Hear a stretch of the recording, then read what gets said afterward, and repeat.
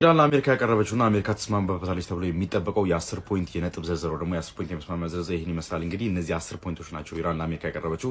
እነዚህ ላይ ከተስማማን ጦርነቱን ማቆም ይችላል የሚል ማለት ነው። መጀመሪያና ዋነኛው ኮሚትመንት ከዚህ በኋላ ኢራን ላይ አግሬሽን እንደማይፈጽሙ ደግሞ ከዚህ በኋላ ኢራን ላይ ጥቃት እንደማይፈጽሙ ከአሜሪካ ኮሚትመንትና ከአሜሪካ ቃል መግባት ትፈልጋለች። ከአሜሪካ ቃል ትፈልጋለች ማለት ነው ኢራን። ከዛ መቀጠል ደግሞ ኮንቲኒዩድ ኢራን ኮንትሮል ኦቨር ዘ ስትሬት ኦፍ ሆርሙዝ ሆርሙዝ የሚባለውን ሰርጥ ከአሁንም በኋላ ኢራን እንድትቆጣጠሩና ኮንትሮል እንድታደርገው ኢራን እንዲሰጣት ጠይቃለች። ከዛም በተጨማሪ ኢንሊሽመንት ነው ደግሞ የኒኩሌር ማተር ደግሞ ኒኩሌር የማብላላት አንተኗን መብቷን እንዲጠበቅላት ከዚህም በተጨማሪ ደግሞ ፉል ሪሙቫል ሙሉ በሙሉ አሜሪካ በኢራን ላይ ጣለችው ሳንክሽኖች እና ሙሉ በሙሉ አሜሪካ በኢራን ላይ ጣለችው የማዕቀቦች እንዲነሱላት ይሄ የነዳጅ ማዕቀቧ ሊሆን ይችላል፣ ኢኮኖሚ ማዕቀቦች፣ የተለያዩ የጣሉባት ማዕቀቦች እንዲነሱ ከዛ የመጀመሪያም ሰከንዳሪ ፕራይመሪም ሁለተኛም የሆኑት እንዲነሱላት ማለት ነው። እስካሁን ድረስ ዩናይትድ ኔሽንስ ሴኩሪቲ ካውንስል ደግሞ ዩናይትድ ኔሽንስ ጸጥታው ምክር ቤት እስካሁን ድረስ ሬዞሉሽን ከአጌንስት ኢራን ከኢራን ተቃራኒ መጥተው የነበሩ ውሳኔዎችና ሬጉሌሽኖች እንዲነሱላት እዚህ ጋርም አስታውቃለች። ከዚህም በተጨማሪ የዓለም አቀፉ የኒውክሊየር ኤነርጂ ወይ ደግሞ የዓለም አቀፉ የአቶሚክ ኤነርጂ አሶሲዬሽን እንደዚሁ ሬዞሉሽኑን ከኢራን እንዲያነሳ እና እስካሁን ድረስ በጦርነቱ የከሰረችውን ኪሳራ እስካሁን ድረስ በጦርነቱ የተጎዳችውን ጉዳት ከአሜሪካ ኮምፐንሴሽን ደግሞ ካሳም እንዲከፈላት ጠይቃለች። በአካባቢ የሚገኙ ሙሉ በሙሉ የአሜሪካ ቤዞችና የአሜሪካ ወታደሮች ከአካባቢው እንዲነሱና ዊዝድሮ እንዲያደርጉም እንደዚህ ጠይቃለች።